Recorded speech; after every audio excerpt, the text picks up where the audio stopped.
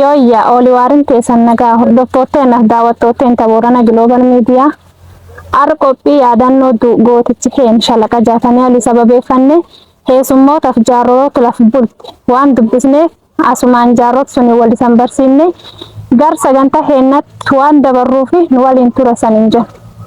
Abdurre yooyyaa. Nageenyi badhaadha. Badhaadha gazin badhaadha. Kaara fayyaa. Fayyaa dubartu fayyaa. Daawwattootteen wal bar.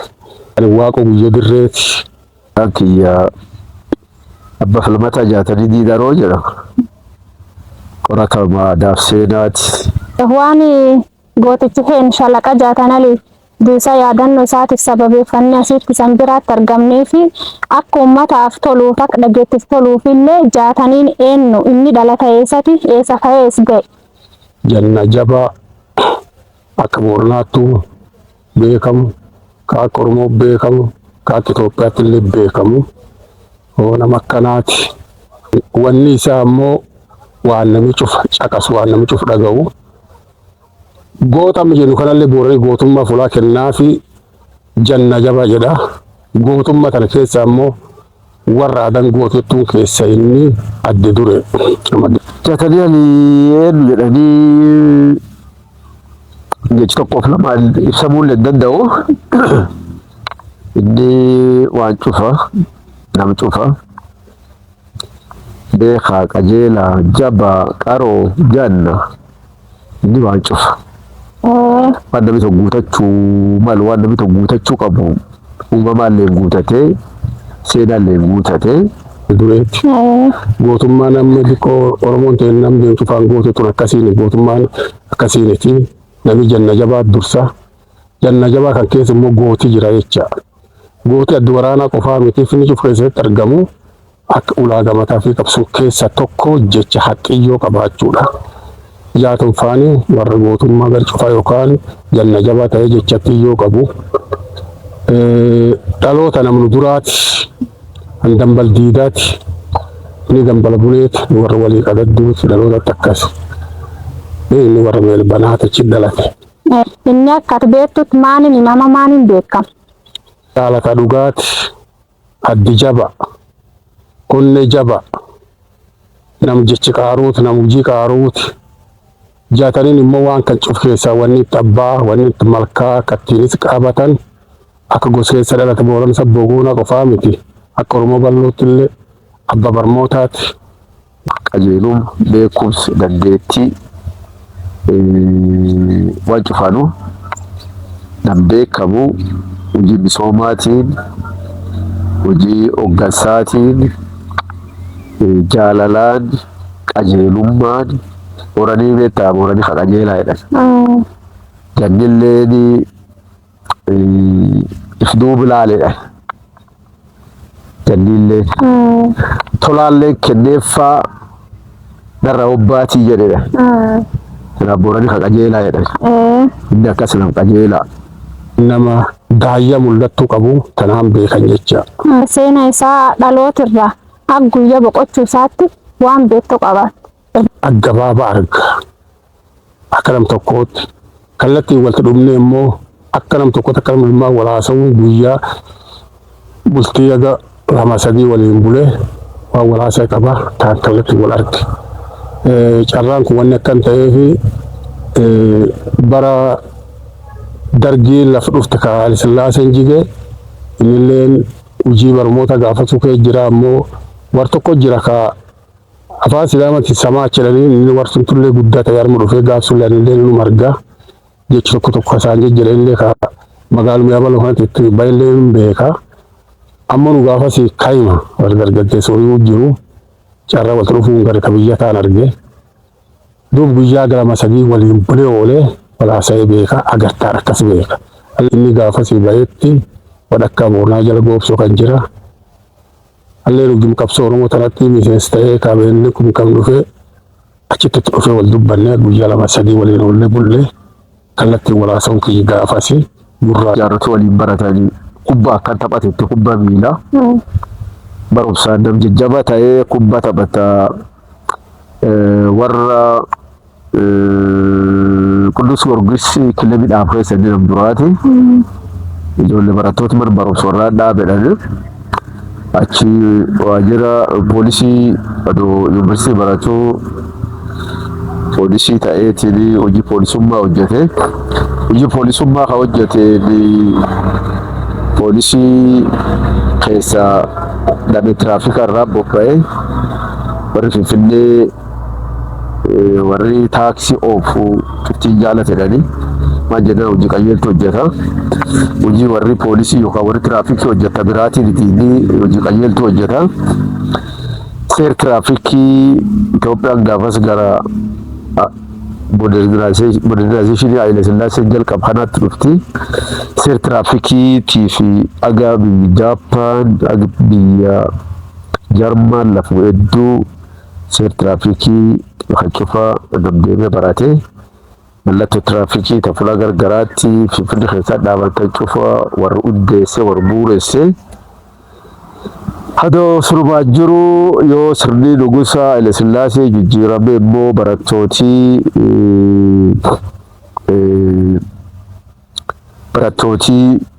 jijjiiram sirnaatii fi barkuu 960 akkas barattootii sochootu sochii Zemachi jedhati sochii Zemachi tagar Booranaa inni abbatti ta'e gara naan dhufe Zemachi jedha afaan Amaaraatiin akka sila abba duulaa jedhanitti yoo Zemacha jechuun akka Amaaranyaa sun duule jechuu yoo warri ijoolleen garan dhuftu inni immoo qindeessa ta'eeti.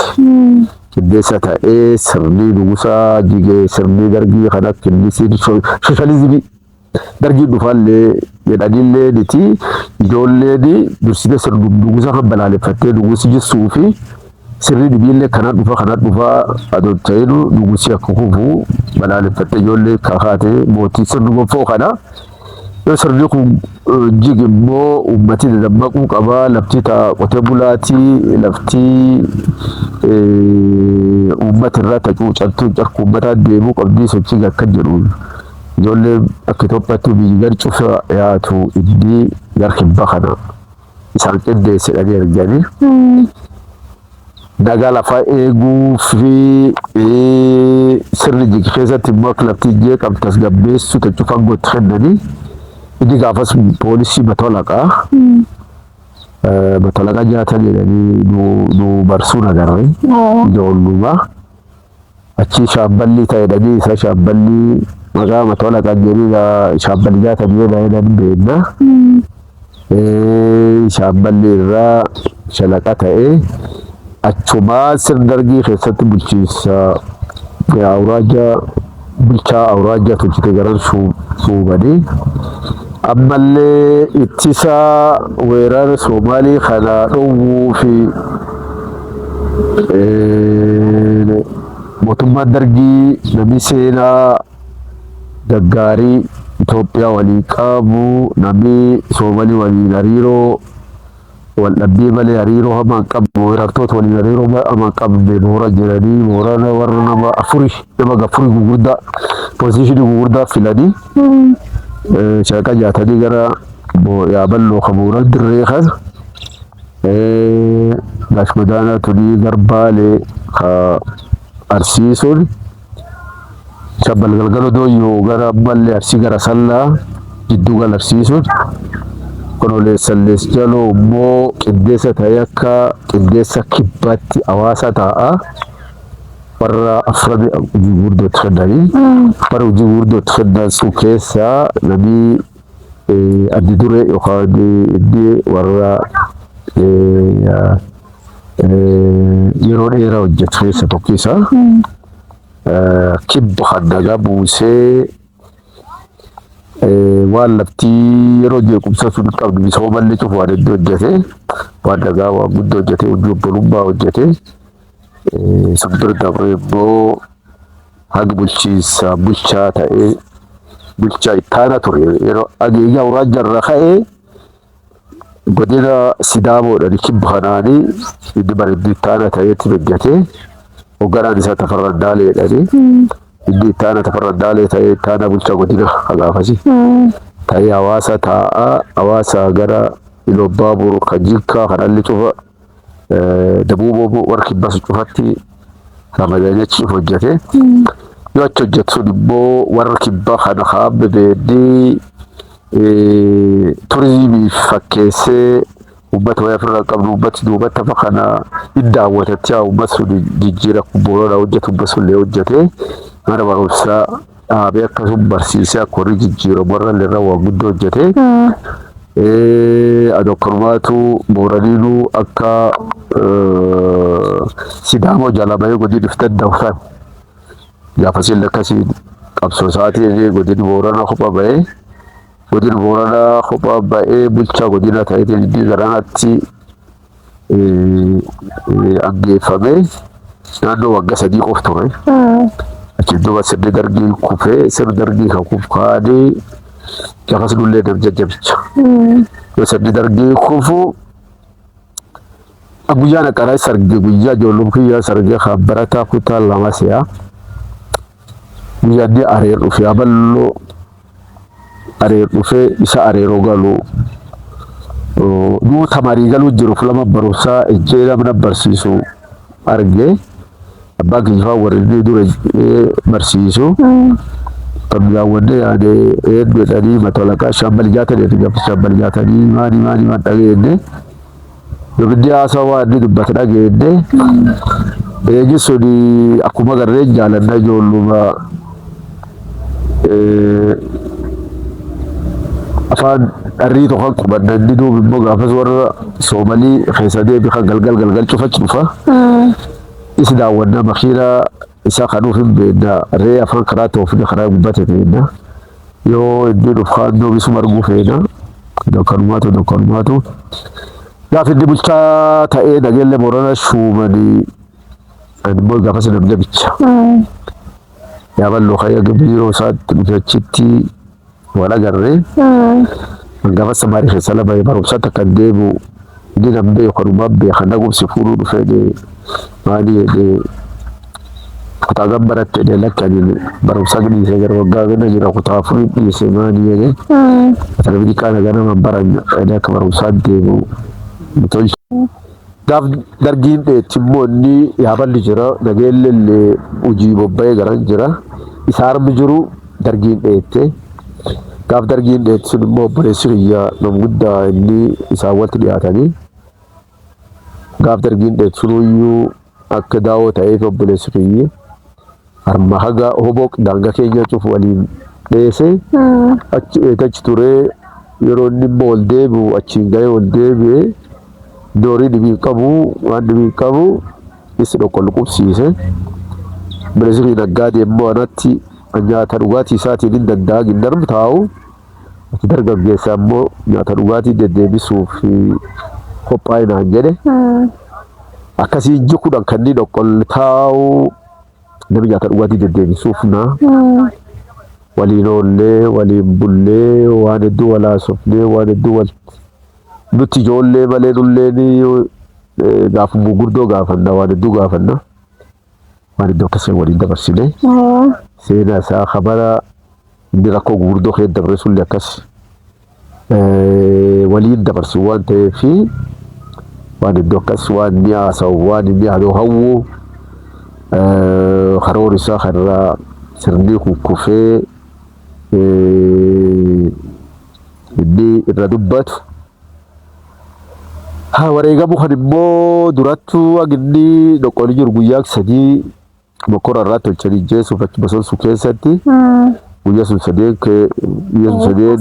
guyyaa lamanuu achum ture as Itoophiyaatti Itoophiyaa guyyaa 3 dhoqqolleetti guyyaa tokko areerootti jeesuu yaalte yeroo inni sila garnageelle Boorana deebi'ee jedhan isaa areerra qabe marsite gaafasillee qabsoo jajjabduu keessa baafne an achi jiru obboleessi jaarota hedduu jira namni lubbuu jiru nama kiliban butteefa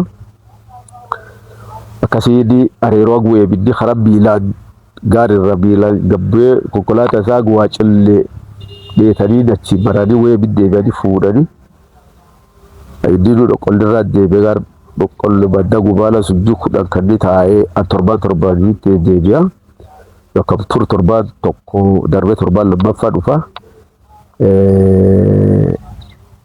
akka nuti ijoollee malee nuti waan gaarii wanjechuun dandeenye malee jikuudhaan kan nuyi jedhanii qabu bosonuu taa'u hawla boorana taa'u ha guyyaa gaaddisa kana waliin tateenna waan agamu walaa soofnu silaa isaan waliin haasa'uu fi haasasa argachuu fi nu yeroo gaarii ture kan jedhanii qabachuma jaarroti booranatti yaati namni muraasni dhokatee deema namni muraasni maqaa isaatu biraatti dhaanii tigiree sodaata yobsuun immoo warri jaalatu namni hedduu ka dhokatee achi deemee achi oolee achi bulee achi turuu jira yoo sun immoo inni maal haasaa maal dubbataa fedhiin isaa maali karoorri isaa maali yoo inni akka barumsaa hawaan isaa dhageenyee argan yeroo suni yeroo biraa deema immoo bokkoraa isirratti tolchakaachuuf kaafne wanni inni dubbatu keenya seenee keenya lafkee baqatan malee lafti baqatanii miti warri asitti akka dhaggamu kun amma keenya seenan lakkisu keenya seenee yoo embaasii Ameerikaa seenee yoo shambullatti kenne inni asumteendee waan keenyaas Naayiroobii as dhufe marraaja guurree warri kun asitti bokkoree dadhabeennaa nama malaata achi baasee yoo achitti baay'inni asii taa'uu danda'a yoo achi baay'inni immoo nagaa waa argadha yoo jeneraal Maammed jiru nagaa waa argadha nama jeneraal Maammed tokko jira akka keenya akka jeneraal Maammed jiru nagaa waa argadha yoo kanaafuu yoo keenya seen lambulee guyyaa sadeessoo yoo embaasii Ameerikaan seenini ajjeeftanii tokko beeku deeme warri shiriraatti hojjetan immoo Booranuu qulqulloo fakkaatee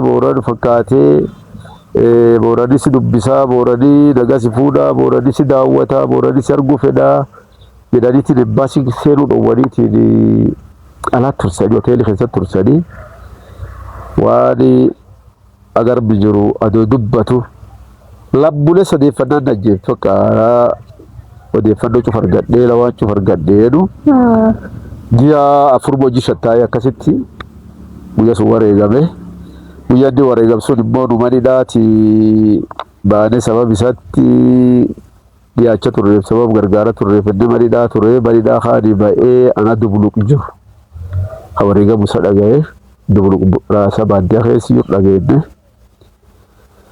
akki seenaa isaa gabaabumatti waan dubbatamee dhumaatiin akka inni itti wareegame wanni nu beeknu jira akka inni wanni namni hedduun hin beekne namni hedduun beeku jira waan isa keessa harka qabu namni hedduun hin beekne jira yoo xiqqaatti nama lama kaanu shakkilee dhoqqolleetti inni jeebni enne namni isi birduuf kaanu shakkilee inni jeebni isaan nu dhowwe warri sucuftee eegee warruma jecha isaa keessa jirta'e nama akka Shaambal Guyyoo Biyyoofaa eegee siyyuu boodigaardii isaa jedhaniitiin akkasiin miidhaan gargaraa tamsaasaa namni tokkoffaa is kennee namsuni ammallee beeknu qubatu fakkaata namni sun Shaambal Guyyoo Biyyoo jedhama.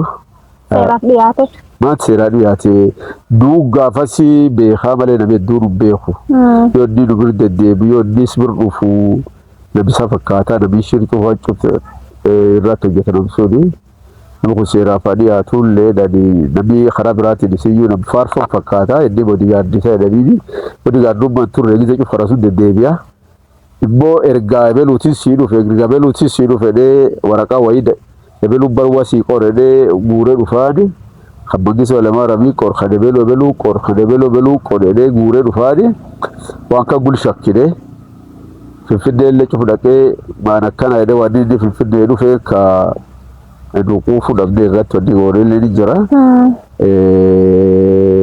Tasa waaquma beekaa malee namni isaa wanni goone hedduu kan fakkaatti. Ataniin Itoophiyaa deemee keenya dir Naayiroobiitti akka namaatiin du'ee jedha.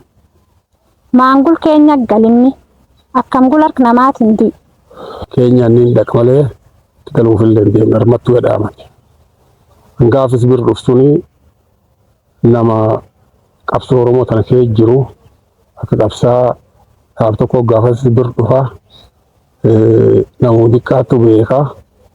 Egaa bu'uun isaa hedduun lebbiidha nu biitenna nu keessumaa namni warri gaafasiis waliin achi turre haji kudhanii beela'uu dhoorree dheebochuu dhoorree rakkachuu dhoorree haga daangaa keenyaa guliyaanii aduummoo yoo labbul sadeeffannaan hindu jedhee diinuu nutti himu adoo yoo labbultee sadeeffattee daanii baasii seenuu baatti sitti kennu jedhee nunu garmalee nutti dhagaamte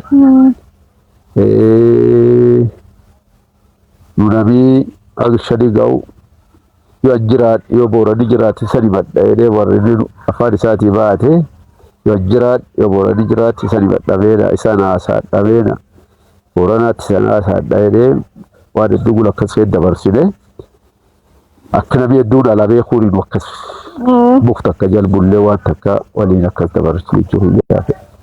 Jaataniin nam booranaaf barate uummata ofii tajaajilaa ture keessa nam qaraati amma waan inni booranaa tolcha durii qabatamaatti hammi jira haa yookaan ammoo jira haa yookaan jirri hin jirre gootee bade waan beektu keessa. Inni jalqaba hojii misoomaa hojii barnootaa wanni booranaa ta'an jalqaba ammoo wanni gaafas jira haammata jira kullee cuti karooruu isaati. Wanni gaafas jirre haammi jira hundinuu karooruu isaati. Yoo ammoo waan hedduu maqaa isaatiin moggaasan dhuguma wanni hojjetee pilaanuu biddi kaa'ee fakkeenyaaf gaafa askuulii yaaballoo kan jaaru askuulii yaaballoo kana fuulduratti pooliteknikii jedheeti laf qabe pooliteknikii ammata gargaar jalaa jaaran suni inni immoo kun askuulii eegana pooliteknikiitti ogummaan asitti banamtedheeti dabba fulaa askuulii fuuldura kan laftan akkasii qabe waan inni gaafas dubbatu nu ijoollee taanee yoo dhageenyu barsiisa arma barsiisuutti as barsiisa karaa kan qofta akka malee wal bira ta'uu qabdedhe guddinni lafti tun akka laf bal'oo qabnee fi eegana yuunivarsiitii taati jennee so yuunivarsiitiin ammata jaaramtuun inni achitti propose godhu malee akka askuulii kun borgar yuunivarsiitii ce'u akka gar kolleejjii ce'u kolleejjii illee keessa kolleejjii ogummaa pooliteknikii jedhee inni gaafas dubbatu waan pooliteknikii jedhanii waan beeddu fula hospitaali yaaballoo kana amma lafa mirga bitaan akkas karaa mana irra kutanii karaa qoodan suni teela xaba kun eegara hospitaal ta'eetiin lafa bal'oo sun akkasii qabee istaadiyoo bitan gaafasii akkas bal'inaan qabee wanti inni jalqabe haguutuma guutuutti hafi jira. Qommi dansatan nuu kennite hordoftootaaf daawwattoota kennallee seenaa dhugaatii fi waan inni laftan irratti hojjate agbeet nuuf ibsu hankeetii fi dubbisa si galateeffadha. Ayyee jabaadha tilleen.